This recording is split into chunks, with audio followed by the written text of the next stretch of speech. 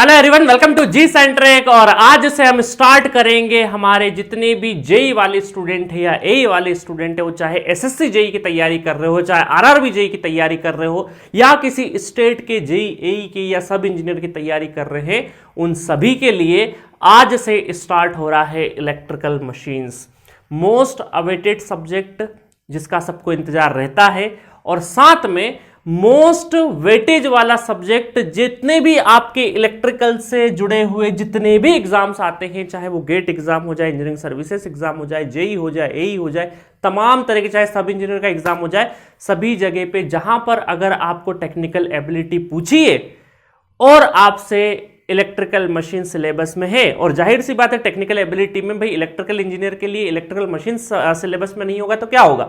तो electrical machine से बहुत ज्यादा क्वेश्चंस आपसे पूछे जाते हैं। एक सब्जेक्ट और होता है पावर सिस्टम, उसकी आज हम चर्चा नहीं कर रहे हैं, आज हम सिर्फ इलेक्ट्रिकल मशीन की चर्चा कर रहे हैं।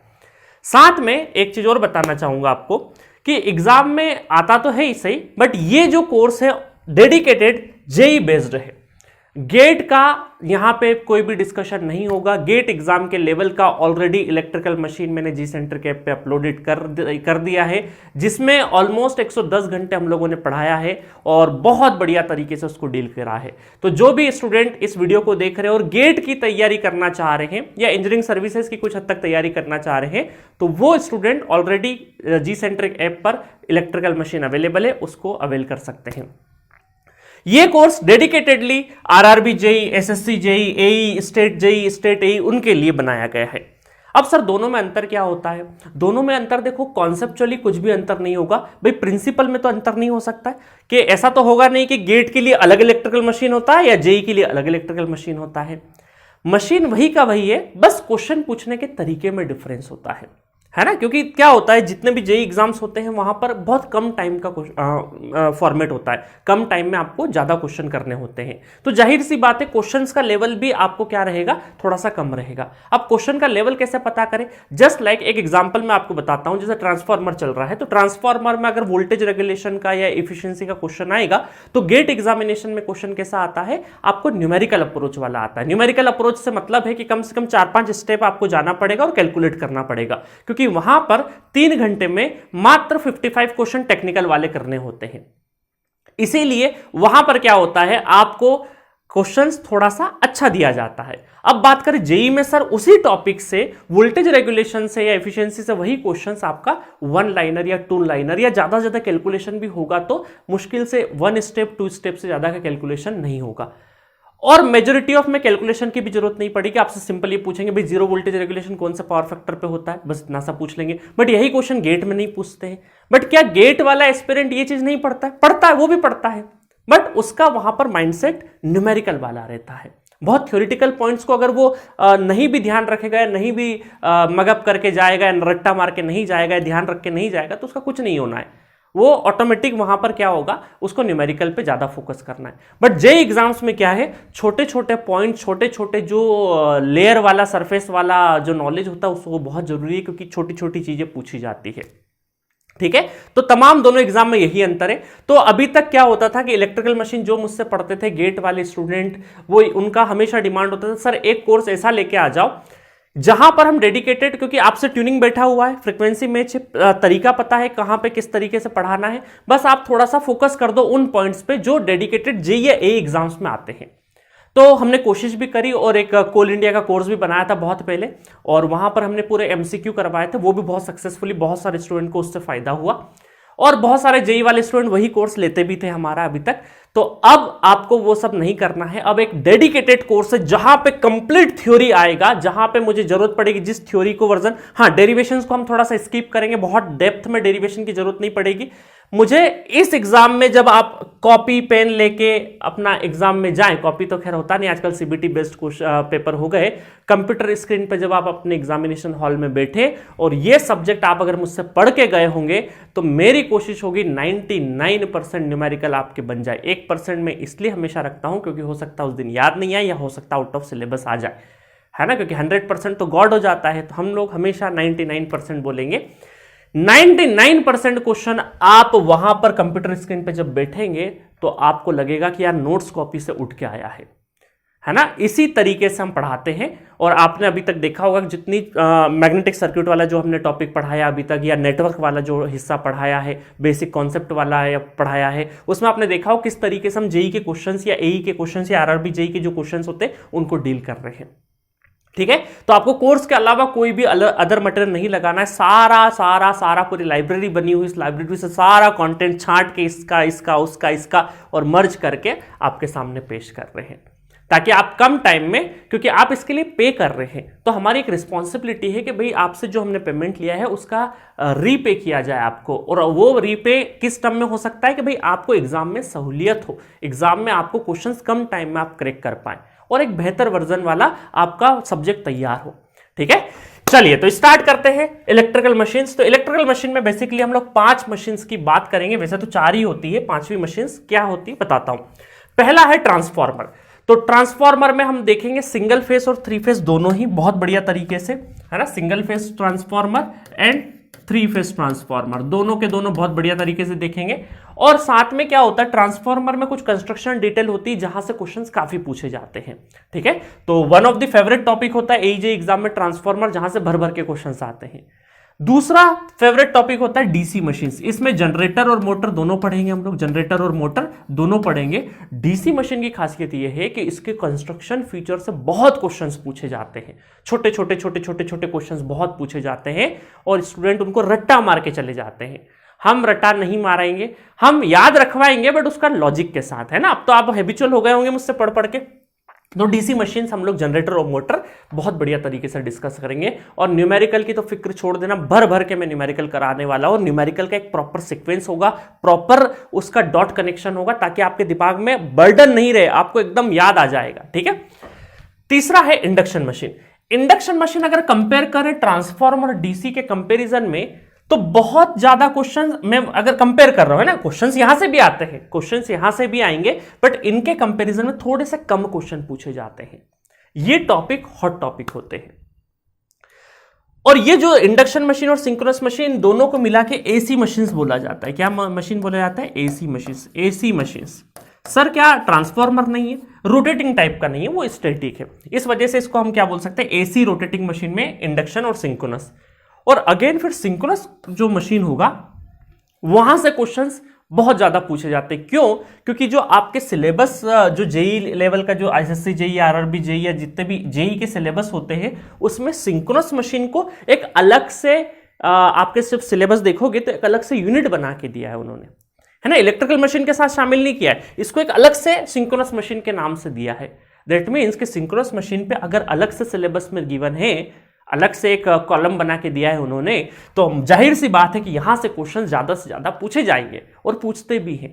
तो सिंक्रोनस मशीन से बहुत अच्छे क्वेश्चन पूछे जाएंगे। हालांकि हम यहाँ पे इंडक्शन मशीन में 3 फेस और सिंगल फेस दोनों का दोनों डिस्कस करेंगे, क्योंकि सिंगल फेस से क्या है, सिंगल फेस से थ्योरेटिकल क्वेश्चंस या एप्लीकेशंस जो होते हैं ना सिंगल फेस के, ये बहुत आ जाते हैं आपको, कि वॉशिंग मशीन में कौन सी मोटर यूज हो रही है, सीलिंग फैन में कौन सी हो रही है ना। इस तरह के छोटे छोटे छोटे हाउस होल्डिंग जो एप्लीकेशंस होते हैं उनकी मोटर्स पूछी जाती है, तो वो हम कवर करेंगे।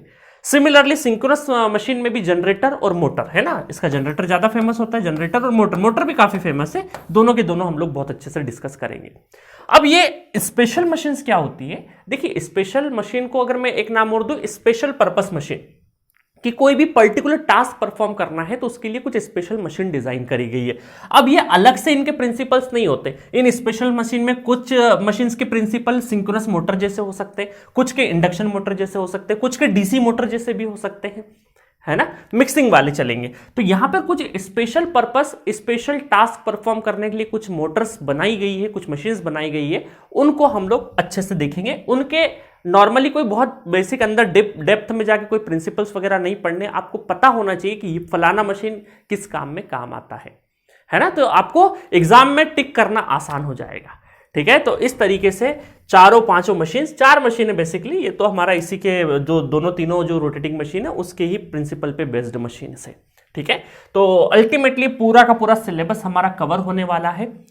और इसमें जो पहला टॉपिक है ट्रांसफार्मर, उसका मैंने सिलेबस हाथों हाथ लिख भी दिया है कि ट्रांसफार्मर को किस तरीके से हम लोग चलाने वाले हैं।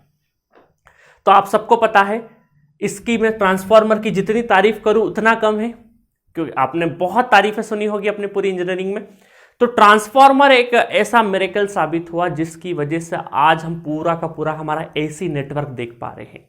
आज हम घर में जो बिजली में जब आपको पढ़ा रहा हूं तो आसपास जितनी स्टूडियो में लाइट लगी हुई है ये इतनी कंफर्टेबल इसीलिए पहुंच पा रही है हम तक क्योंकि इस बीच में ट्रांसफॉर्मर है। तो ट्रांसफॉर्मर की वजह से ही पूरा एसी सिस्टम आज की तारीख में, पूरा एसी नेटवर्क आज की तारीख में जिंदा है।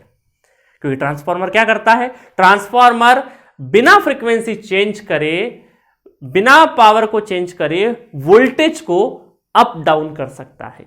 स्टेप अप भी कर सकता है, स्टेप डाउन भी कर सकता है, और जैसे स्टेप अप करता है हाई वोल्टेज पे ले जाता है। हाई वोल्टेज से ट्रांसमिशन लाइन, जब ट्रांसमिशन होगा, ऑलरेडी मैं जब पावर सिस्टम में पढ़ाऊंगा तो स्टेप अप करेगा वोल्टेज को, और हाई वोल्टेज पे इलेक्ट्रिकल एनर्जी को ट्रांसफर करना इकोनॉमिकल साबित हुआ।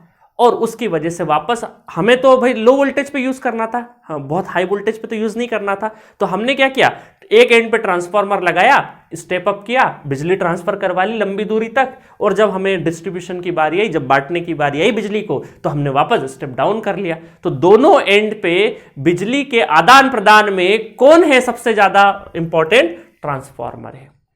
अब आप बोले सर जनरेटर भी तो इंपॉर्टेंट है कि बिजली तो वही जनरेट कर रहा है। हाँ भाई, जनरेट बिल्कुल इंपॉर्टेंट, हर एक चीज का देखो क्या होता है कंट्रीब्यूशन, चाहे वो गिलहरी बराबर ही क्यों नहीं हो। रामायण में सुना होगा ना कि किसी का भी रोल अगर चाहे गिलहरी के बराबर ही क्यों न हो, वो इंपॉर्टेंस रखता है पूरे मिशन को अकम्प्लिश करने के लिए। तो सिमिलरली पावर सिस्टम में भी जनरेटिंग एंड से लगा के हमारे घर तक जो बिजली आ रही है उसमें हर एक कंपोनेंट का रोल उतना ही इंपॉर्टेंट है।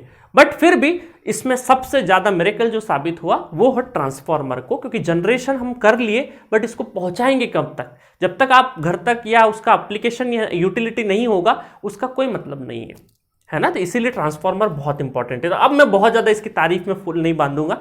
और अच्छा एक चीज और है, ट्रांसफॉर्मर क्या स्टैटिक डिवाइस है, इस वजह से इसकी इफिशियंसी भी बहुत होती है। कोई रोटेटिंग मैकेनिज्म तो है नहीं, तो इसलिए इसकी इफिशियंसी भी बहुत ज्यादा होती है ना। चलिए, तो इसमें पहले पढ़ेंगे हम बेसिक प्रिंसिपल के बारे में। ऑलरेडी मैं फैराडे और लेंज लॉ को बहुत अच्छे से डिस्कस कर चुका हूं, कहां पे, मैग्नेटिक सर्किट में। तो यहां पे शॉर्ट इंट्रोडक्शन में दे दूंगा दोनों का, अदरवाइज बाकी बहुत डिटेल वर्जन में मैग्नेटिक सर्किट में हम लोग कवर कर चुके हैं। तो बेसिक प्रिंसिपल के बाद सेकंड नंबर पढ़ेंगे हम लोग कंस्ट्रक्शनल डिटेल। बहुत इंपॉर्टेंट, बहुत मजा आएगा कंस्ट्रक्शनल डिटेल देखोगे तो आपको सचमुच एक इमेजिनेशन होगा कि अच्छा हमारे गली नुक्कड़ पे जो ट्रांसफार्मर लगा हुआ है हमारे घर के आसपास वो कैसा दिखता है, उसको देखना चालू कर दोगे, नोटिस करना चालू कर दोगे, है ना। देखते तो थे ही सही, नोटिस नहीं करते थे, अब आप निकलोगे तो नोटिस करोगे। थर्ड नंबर है आइडियल ट्रांसफार्मर। तो सबसे पहले इंजीनियर्स ने क्या किया, आइडियल ट्रांसफार्मर बनाया कि एक आइडियल मशीन की कल्पना की जाए। कोई आइडियल नाम की तो कोई चीज होती नहीं है। आप जैसे सोचते हो कि आइडियली कि आज मैं 8 घंटे पढ़ूंगा, बट प्रैक्टिकली वो हो नहीं पाता है ना, वो कहीं 8 से कम रह जाता है।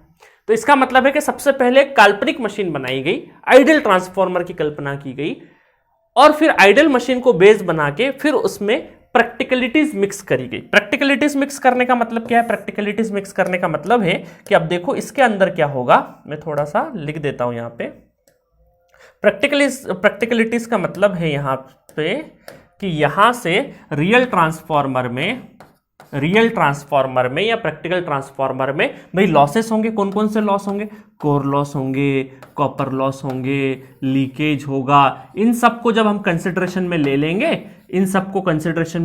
लेंगे, तो हमारा प्रैक्टिकल ट्रांसफार्मर बन जाएगा। प्रैक्टिकल ट्रांसफार्मर के बाद इसका इक्विवेलेंट डायग्राम कैसे बनता है, क्या बनता है, सब देखेंगे हम लोग।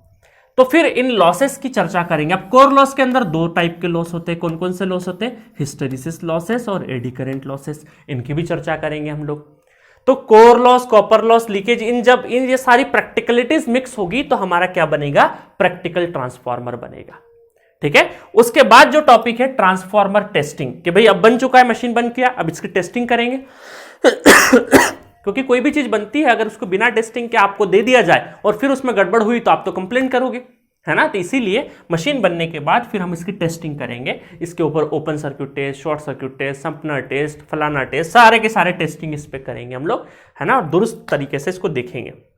उसके बाद हम पढ़ेंगे इसका कुछ हमें देखो टेस्टिंग करने के बाद हमने दे दिया भाई ओपन सर्किट से या शॉर्ट सर्किट से कितना लॉस होगा, क्या लॉस होगा, हम नेम प्लेट रेटिंग पे उसको बना भी देंगे भाई इतने इतने लॉसेस है, ग्राहक को कस्टमर को पहले ही बता देंगे ना ये सारी चीजें हैं। उसके बाद क्या आएगा, जब इसकी यूटिलिटी के लिए काम पड़ेगा तो कुछ यूनिट सिस्टम होता है जिससे एनालिसिस करना आसान हो जाता है, तो पर यूनिट सिस्टम हम लोग पढ़ेंगे। ये per unit system power system में भी बहुत अच्छे से मैं पढ़ाऊंगा, वहां पर इसकी यूटिलिटी इससे ज्यादा है, बट शॉर्ट इंट्रोडक्शन हम लोग यहां पर ले लेंगे पर यूनिट सिस्टम का।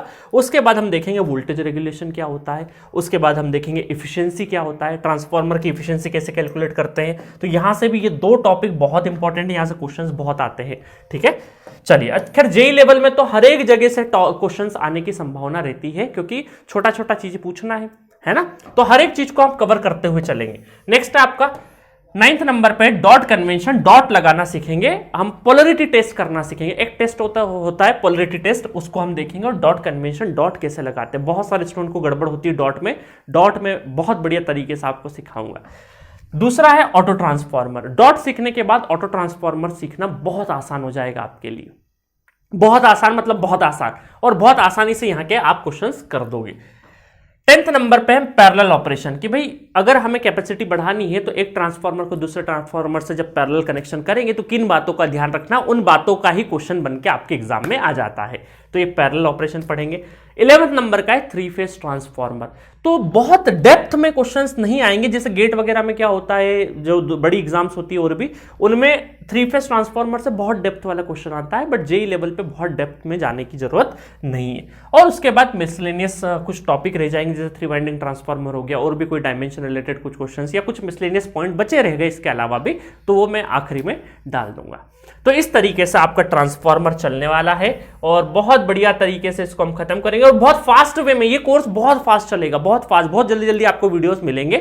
और ये कोर्स कहां मिल सकता है इसका पता है आपको, ये अवेलेबल रहेगा जी सेंट्रिक ऐप पे जाइएगा, जी सेंट्रिक ऐप में जाना, वहां पर जेई का है ना, जेई का सेक्शन अलग से बना हुआ है, उस सेक्शन पे क्लिक करोगे, उसमें टेक्निकल वाला जाओगे, टेक्निकल एबिलिटीज में सारे के सारे 10-12 सब्जेक्ट जो है वो वहां पे मिल जाएंगे, वहां पे जाके आप परचेस कर सकते हो, ठीक है। अच्छा, कुछ स्टूडेंट ऐसे होंगे कि सर हमें 10-12 सब्जेक्ट जो सारे परचेस नहीं करना, स्पेशल सिर्फ इलेक्ट्रिकल मशीन या पावर सिस्टम ही पढ़ना है, तो कुछ दिनों बाद एप्लीकेशन में, अभी ये वीडियो रिलीज होते से इमीडिएट नहीं होगा, बट कुछ दिनों बाद जब देखोगे, बाद में भी कुछ जो लोग इस वीडियो को देख रहे हो कुछ दिनों बाद, तो हो सकता है आपको अलग से इलेक्ट्रिकल मशीन बना दिया जाए, इलेक्ट्रिकल मशीन अलग से हम लोग या पावर सिस्टम अलग से आपको प्रोवाइड कर देंगे। तो ये वीडियो रिलीज होने के बाद कम से कम 7-8 वीडियो आ जाए, उसके बाद हम अलग से एक कोर्स क्रिएट कर देंगे कि सिर्फ इलेक्ट्रिकल मशीन, पूरा कोर्स जिसको नहीं लेना है, वैसे पूरा कोर्स ले लोगे तो कोई नुकसान नहीं, क्योंकि जेई का एक जगह पे और बहुत ही सस्ता है, बहुत ही सस्ता। अब सस्ते महंगे को आप कंपेयर करोगे तो किसी प्लेटफॉर्म से कंपेयर करोगे तो फिर तो बोलोगे सर ये तो फ्री भी अवेलेबल है, तो फिर हमारी तरफ से कोई फोर्स नहीं है, आपको क्वालिटी पसंद आइएगा, क्योंकि आप जब पे करते हैं ना तो हमारे ऊपर जिम्मेदारी होती है उस चीज़ के लिए, और उस चीज़ के लिए बहुत मेहनत लगती है ना। तो आपको यहाँ पे जो आधे घंटे की क्लास लगती है, इसके पीछे कम से कम 1-1.5-2 घंटे की मेहनत होती है पूरा सेटअप करने के लिए। तो पे करना और उसके बाद कोर्स करना, तो हमारे लिए भी एक मोरल रिस्पॉन्सिबिलिटी होती है आपके लिए कि भाई आपके लिए बहुत अच्छा करना है ताकि एग्जाम में काम आए, ठीक है। तो प्राइस पे कोई निगोशिएशन नहीं होता है, ना ही आपको कोई कॉल आएगा हमारी तरफ से कि आप कोर्स लीजिए, आपको पसंद आए, दिल को लगे, परचेस करिए, फ्री है बिल्कुल आप परचेस करने के लिए। अच्छा, एक चीज और है कि ऐसा नहीं कि कोर्स दे दिया आपको और उसके बाद भूल गए, ये कोर्स में जब भी आप ये पूरा पढ़ेंगे, वीडियोस अपलोड होते जाएंगे, जहां पर भी आपको वीडियो रिलेटेड कोई भी प्रॉब्लम हो, चैट बॉक्स बना हुआ है एप्लीकेशन के अंदर, ऐप के अंदर जाओगे तो एक चैट बना हुआ है, चैट पे क्लिक करके वहां पे अपना ऑडियो मैसेज भेज सकते हो, अपना फोटो क्लिक करके भेज सकते हो, अपना कोई भी टेक्स्ट फॉर्मेट में कुछ भी डाउट पूछ सकते हो, सर सब्जेक्ट का नेम ये है, लेक्चर का नंबर ये है, क्वेश्चन में यहाँ पे ये प्रॉब्लम आ रही है। पर्सनली सभी फैकल्टी रिप्लाई करती, क्योंकि वो सेंट्रलाइज चैट बॉक्स से हर फैकल्टी से कनेक्टेड होता है वो, ठीक है। तो एक तरह का हाइब्रिड स्ट्रक्चर है। हम चाहते तो आपको लाइव पढ़ा के लाइव की रिकॉर्डिंग डाल देते, बट उसमें क्या होता है, टाइम वेस्ट बहुत होता है, अननेसेसरी का टाइम वेस्ट होगा। हम इसलिए प्योरली रिकॉर्डिंग करते हैं आपके लिए कि जो 2 घंटे 3 घंटे की कहानी है वो कॉम्पैक्ट फॉर्म में जाए, क्योंकि आप पे इसी चीज के लिए कर रहे हो। ऐसा नहीं कि इलेक्ट्रिकल मशीन आप पढ़ नहीं सकते, हजारों किताबें, हजारों रिसोर्सेस है, आप कहीं से भी ये सब्जेक्ट तैयार कर सकते हैं, बट आप इसलिए किसी का कोर्स परचेस करते हैं कि आपको कम टाइम में कॉम्पैक्ट फॉर्म में बहुत आसानी से टाइम का वैल्यू आपके लिए बहुत ज़्यादा है और उसी का हम ध्यान रखते हैं कि कोई भी वीडियो हमारा आधे घंटे का ऊपर नहीं जाए और आधे घंटे के स्टफ में कम से कम 1.5-2 घंटे का कंटेंट रहे। ठीक है, तो बस जाइए जी सेंटर के ऐप पे, और जितने भी अदर कोर्सेज भी और डिटेल वर्जन में पढ़ना है, गेट के कोर्सेज या कोई और कोर्सेज जो भी ले सकते हैं हम, वहां पे सब अवेलेबल है। तो बस मिलेंगे, तो अगले लेक्चर में हम मिलेंगे जी सेंटर के ऐप पर और कहानी स्टार्ट करेंगे बेसिक कॉन्सेप्ट से। तो मैं उम्मीद करता हूं सभी लोग जी सेंटर के ऐप पे आएंगे और ये कोर्स देखेंगे बढ़िया तरीके से, और बढ़िया तरीके से मजा आने वाला है। ठीक है गाइस, तो मिलेंगे नेक्स्ट लेक्चर में। Okay, thank you so much.